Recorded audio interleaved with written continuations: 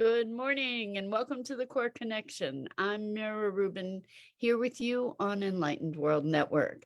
And today's topic is fighting.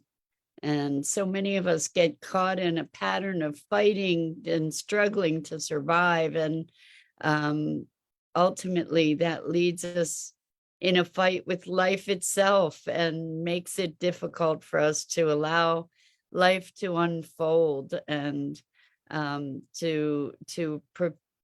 present, to be in partnership with life. So that's what we're going to talk about today. But before we get started, let's take a minute or two to get present. Let's take a deep breath in through your nose and hold it. And imagine clean, crisp oxygen flooding your lungs, flowing into your bloodstream, nourishing all your cells, all your organs, bringing vital life energy to your body and being.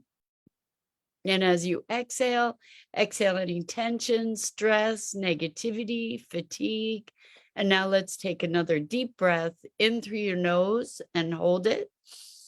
This time, imagine brilliant, bright light lighting you up from the inside out, illuminating, electrifying, and energizing all your cells, all your molecules, all your electrons, and creating a brilliant beam of light and energy from your heart out into the world. And now let's press our palms together and vigorously rub your hands together. Feel that tingling, that tickling, the pressure, the temperature, all those sensations. When you stop, allow all of that sensual experience to bring you present right here, right now, into this remarkable physical form that enables you to experience life. Welcome, welcome, welcome. Good morning, Rosalind. Good morning. It's so great to be here with you and everybody else who's joining us. I had a brief hiatus. I was in California for a conference called Mega Success, and my intention was to meet some awesome people, which I did, and it was a great adventure. And now I'm back, and we're talking about fighting and actually about learning how to stop fighting. This comes about because I did a session with a client yesterday, and they were talking about how they just want to be there, wherever there is already, that they know that their mission is to be a teacher and a healer, and they are going through this passage in life that has been challenging, and they just want it over so they can be where they're meant to be. And I said, this is how you get to where you're meant to be, is by going through what you're going through now, and to stop fighting it, to be able to be present to it, to be able to be learning from it, to be able to be integrating with it. And the interesting thing is that when we stop fighting, and I don't mean surrender, well, surrender may be in a spiritual sense, but I don't mean giving up. When we stop fighting and we start allowing life to be as it is, that's when we start reaching mastery. That's when we start really awakening to what life has to offer us. So let's talk about fighting, because so many of us have relied on being able to be a fighter to survive. That being a fighter or fighting is what got us through in life. And to then abandon that strategy that has perhaps becomes so deeply ingrained is a scary thing. And in the case of this person that I was working with, they said, and it was so powerful, I don't know how not to fight. I don't know how not to. And I think that that's the case for so many of us.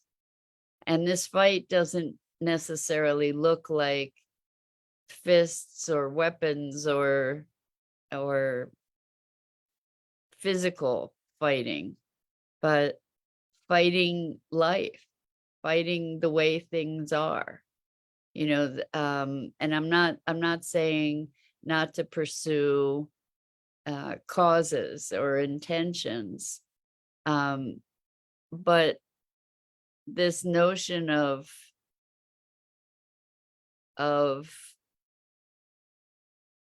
life, this timeline should be different.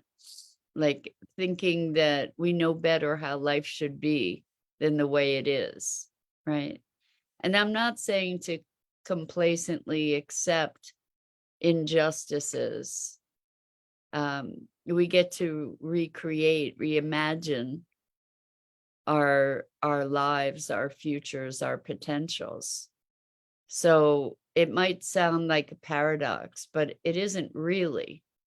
It's when we allow ourselves to find the current in the river of life that we can be more effective, that we can be more expressive of who we are, that we can partner with life rather than treating life as an opponent that we have to overcome. Because guess what? Life is always going to win. There's no way we fight life and win. Good morning, Gia. Good evening, Gia. So wonderful to have you here with us. Welcome, welcome.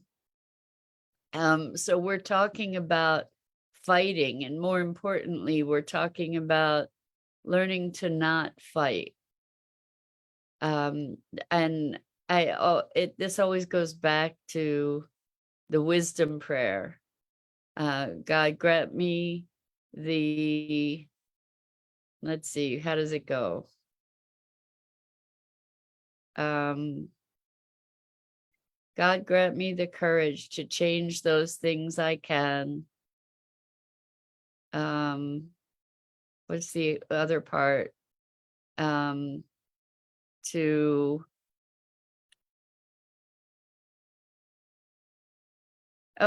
grant me the wisdom to accept those things I can't. God grant me the serenity to accept those. It's the serenity prayer.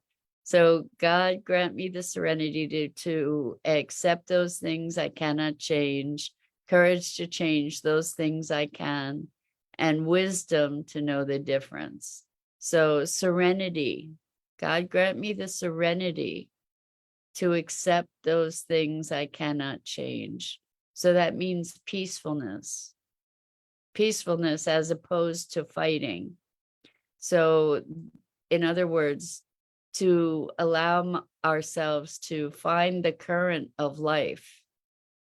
And when we flow with the river, then we have greater potential to be effective, to affect change, to appreciate life. So Rosalind says challenging current positions should be different, wanting to be there instead of here. Perhaps it's a comparison to a past condition. How about if the position trying to be obtained has never been experienced before? Thank you. So in this particular situation, this conversation, I don't know that the situation that they're desiring had ever been experienced. And I think that we are looking to create in the world conditions that we've never experienced. Like we talk about peace on earth. Well, there's never been peace on earth as long as humans have been around, as far as I'm aware. we talk about unity and connection and oneness and all these things that we don't really have a model for. We talk about social justice and equity, and we don't really have a model for it globally. It's not ever been achieved. Humans have warred with each other as long as we remember in history. Anyway, this notion of serenity, in some way it's trust, that we can trust the unfolding of life, that life is happening for me and through me rather than to me. And so to be operating in this place of, okay, it's time for this now. So it's one thing to say, I'm ready, or to prepare ourselves. It's another thing to say, now's the time. And maybe there are points at which we can say, now's the time, and the universe supports us in that. And there are other times when we say, now's the time, and the universe says, not yet, honey, not yet. And in those times, the more we say it's time, it's time, it's time, and I know better than life, the more resistance we're creating, the more opposition we're creating. So it feels like a paradox. It was interesting because in talking to this person, they just could not understand. They didn't have a way to understand what I was saying. And it's so interesting that until we experience, or until we get to a place where we can see the light at the end of the tunnel, sort of thing, the concept of light is completely foreign until there's a glimmer of it. And so this notion of fighting, like that the world is a hostile place, that's where the fighting is coming from. And thinking, I know better, figuring that like we're more intelligent than the universe that's been here for millennia. The incredible hubris of humanity, to believe that we can design genes that are going to be better than nature's genetics, that we can just mix and match because we have some knowledge without the perspective of the ramifications of those kinds of decisions and interventions. So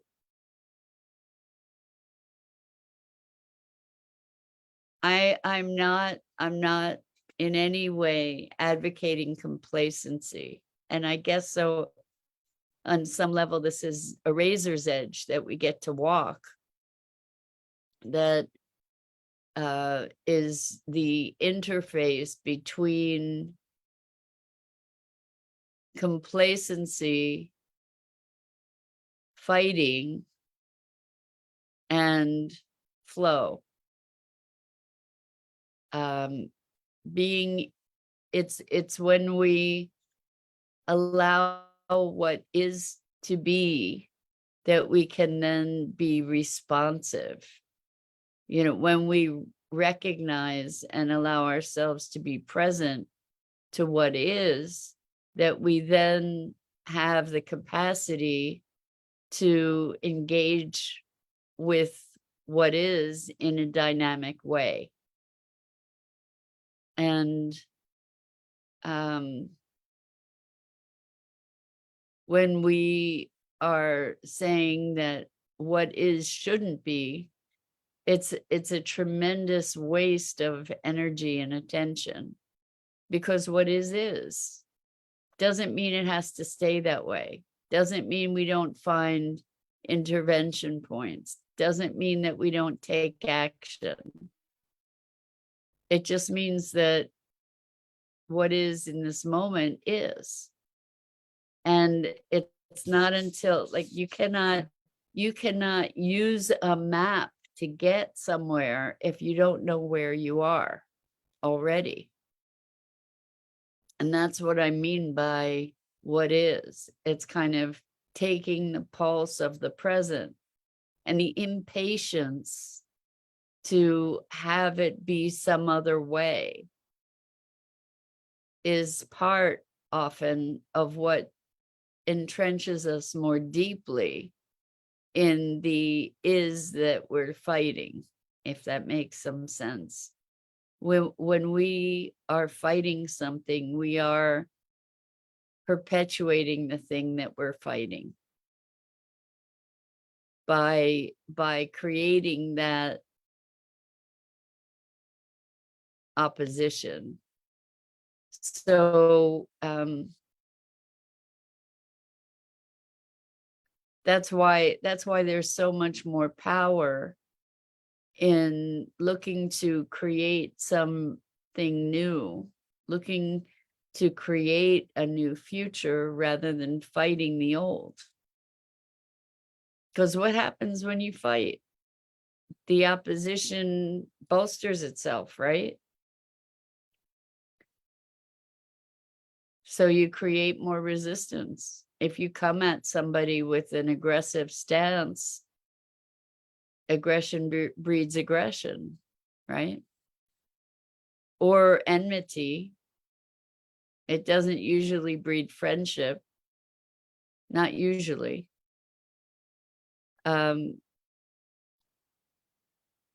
So I think this notion of fighting, it was so powerful to hear this person say, I don't know how to stop fighting. Because I don't think that they realize how they fight at every turn. Like every interaction has a seed for them of conflict. And they were also talking about being tuned to the wrong station on the radio, the frequency radio, right? And so when we're a fighter, everything is a fight. It's like when you're a hammer, everything's a nail, right? And so the foundation of that is life is a struggle. And the world's a dangerous place, and you always have to be defending. And the thing is that this person grew up in an environment where they had to maintain, it was a struggle to maintain themselves and their own awareness. Exactly. So Gia says, even defensiveness is active war. Yeah. So here's the thing, when we're defending, what are we defending against? A real or imagined foe, right? So if you talk to me and I am defensive, what's behind that defensiveness? Is an assumption of opposition, an assumption of otherness, an assumption of the enemy or the opposition. You know, that when even a conversation becomes a debate because of this defensiveness. So carrying that definition of being a fighter,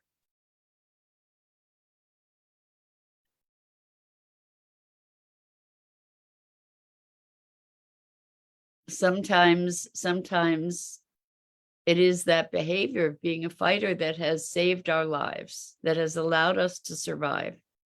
And therefore, it makes it harder to know when not to fight. I'm not saying there aren't times that maybe fighting is appropriate. There may be times when fighting is appropriate. We can allow for that. But being a fighter from a space of beingness, being a fighter creates fights. It being a fighter, one is always looking for a fight because that's how we engage, right? As a fighter, that's what a fighter does, is fight.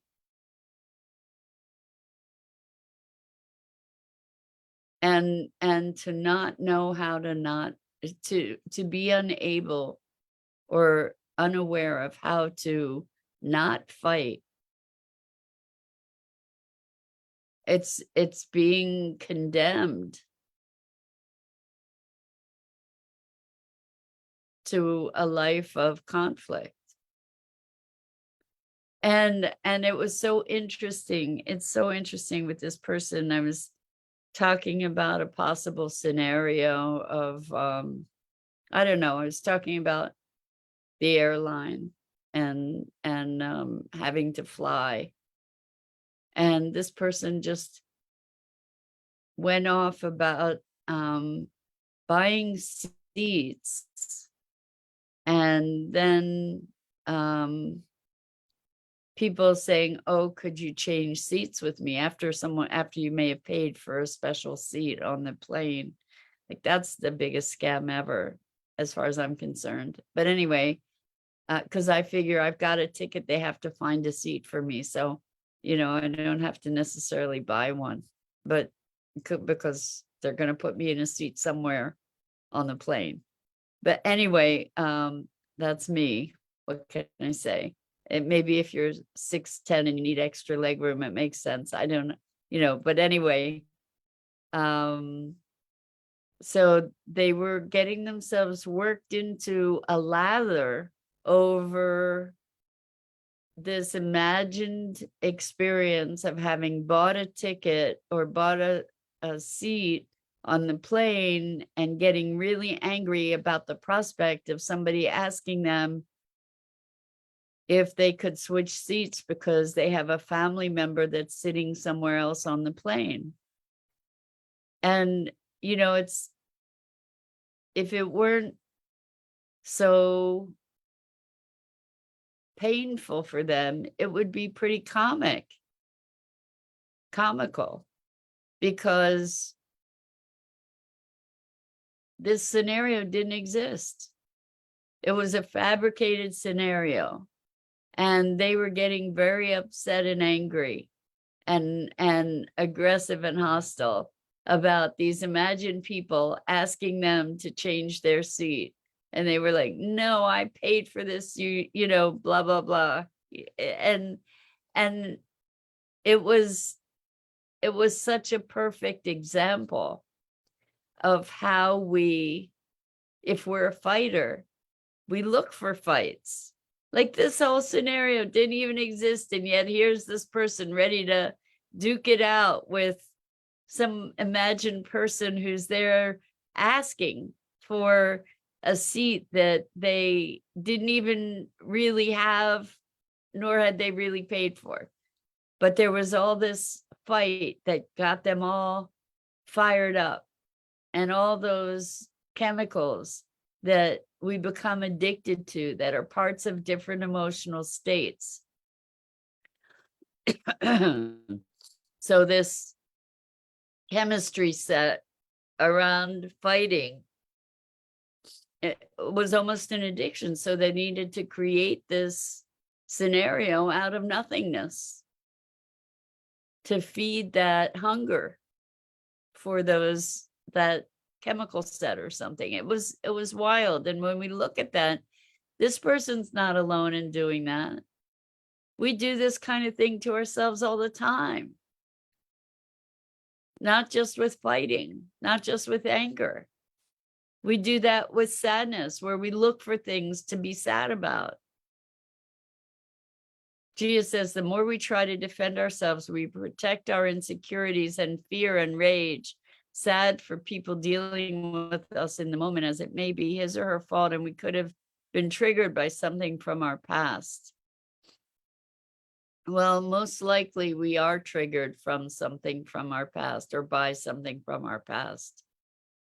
That's a lot of what happens, is to be like when we're talking about this fighting pattern. It is a pattern. It's a pattern or a habit of behavior that has been deeply, profoundly conditioned, that has a whole chemical set that goes along with it that we become habituated to. And fear and rage, all of that. You know, if we're afraid, we look for things to be afraid about.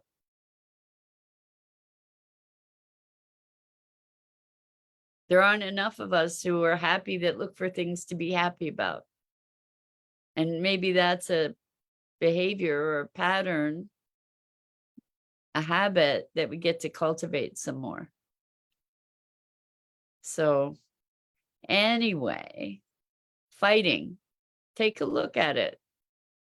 Take a look at it in your life, or the pattern in your life. For me, it was depression for years and years, and fighting too, anger, a lot of anger.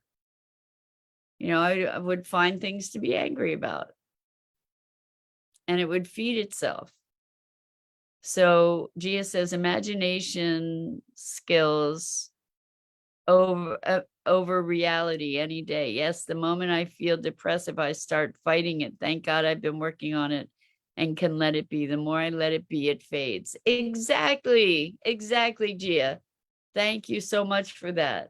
When you can just let it be, it'll fade. If you're fighting it, you're feeding it fuel. You know, you're giving it all this attention and saying, oh, it should be different, and why am I doing this, and finding all reasons for it, and digging yourself much more deeply into these very dark trenches.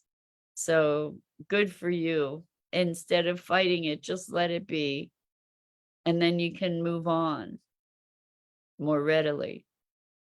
So congratulations for that. Rosalind says, so it can be a habit of being in a state of anxiousness because that chemical set is what the nervous system is used to. Exactly.